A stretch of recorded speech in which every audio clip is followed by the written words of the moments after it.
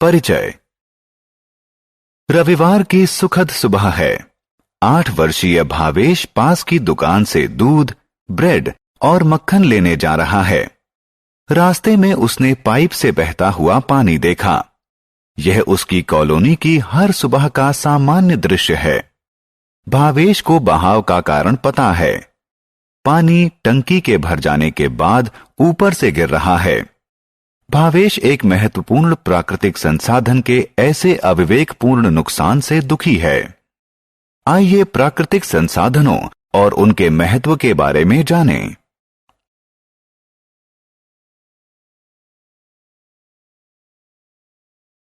आओ सीखें।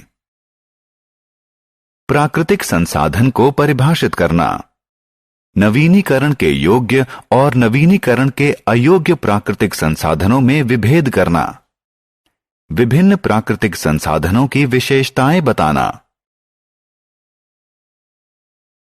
प्राकृतिक संसाधन। प्राकृतिक संसाधन उन पदार्थों का भंडार है जिन्हें प्रकृति ने हमें प्रदान किया है। प्राकृतिक संसाधन 2 प्रकार के होते हैं, नवीनीकरण के योग्य और नवीनीकरण के अयोग्य। नवीनीकरण के योग्य संसाधन वह हैं जो मनुष्य के उपभोग के बाद समाप्त नहीं होते। उनका पुनर्निर्माण हो सकता है और वो मनुष्य के सतत उपयोग के लिए उपलब्ध रहते हैं। उदाहरण स्वरूप सूर्य का प्रकाश, पानी, पेड़ इत्यादि नवीनीकरण के योग्य प्राकृतिक संसाधन हैं।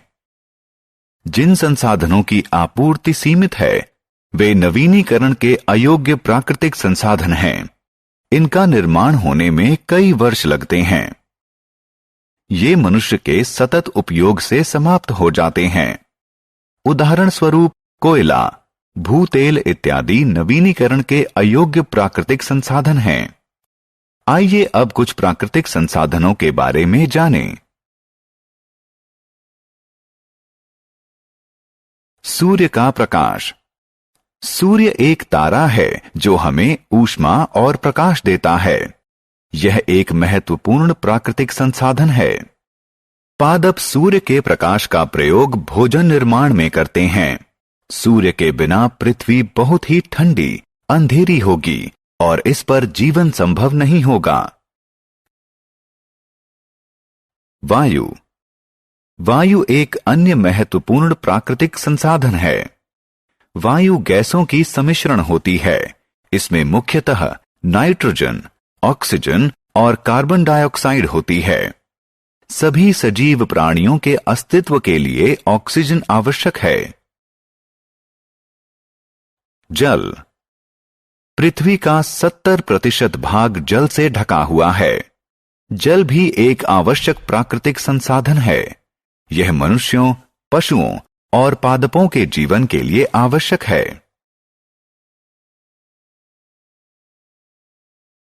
मृदा। मृदा पृथ्वी के ऊपरी भाग की महीन परत होती है। इसका निर्माण शैलों की वायु और जल से छोटे छोटे टुकड़ों में टूटने के कारण होता है। मृदा अपनी संरचना में पृथक होती है। कुछ महीन होती है और कुछ खुरदुरी। मृदा का रंग भी पृथक होता है। कुछ स्थानों पर वह लाल होती है और कुछ स्थानों पर वह काली होती है। मृदा पोषक तत्वों और जल का संग्रहण करती है। पादप मृदा से खनिज और जल प्राप्त करते हैं। इस प्रकार मृदा पादपों की वृद्धि के लिए माध्यम का कार्य करती है। यह चींटियों, केंचुओं और दूसरे कीड़ों और जानवरों को जो मृदा में घर बनाते हैं आश्रय प्रदान करती है। वन। वन वृक्षों द्वारा घिरे हुए बहुत बड़े भूभाग को कहते हैं। यह भी एक महत्वपूर्ण प्राकृतिक संसाधन है।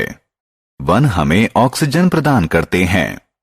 वन वर्षा कराने में भी सहायता करते हैं। वन हमें खाना बनाने, फर्नीचर बनाने और इमारत बनाने के लिए लकड़ी प्रदान करते हैं। वृक्ष से कागज भी बनता है। हम वृक्षों से फल, मेवे और मसाले भी प्राप्त करते हैं। कोयला और भूतेल। कोयला और भूतेल जीवाश्म ईंधन है जिनके निर्माण में कई साल लगते हैं। ये उन वृक्षों से बनते हैं जो मृदा में दब गए हों। ये नवीनीकरण के अयोग्य होते हैं क्योंकि इनकी आपूर्ति सीमित है और मनुष्य द्वारा इनके अति उपयोग से ये समाप्त हो सकते हैं। हमने क्या चर्चा की? प्राकृतिक संसाधन उन पदार्थों का भंडार है जिन्हें प्रकृति ने हमें प्रदान किया है। प्राकृतिक संसाधन दो प्रकार के होते हैं, नवीनीकरण के योग्य और नवीनीकरण के अयोग्य।